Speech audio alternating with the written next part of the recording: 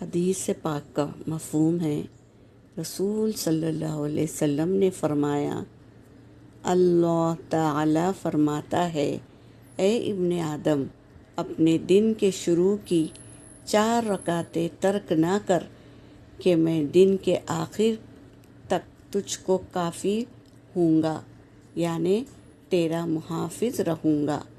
آپ صلی اللہ علیہ وسلم نے فرمایا، یا اللہ اس شخص کو تر و تازہ رکھے جو میری حدیث سنے اور پھر اسے یاد رکھ کر اسے دوسروں تک پہنچائے۔ ہم اگر حدیث پر عمل کرتے ہوئے دوسروں تک یہ حدیث پہنچائیں تو آپ صلی اللہ علیہ وسلم کی دعا کے مستحق ہو جائیں گے۔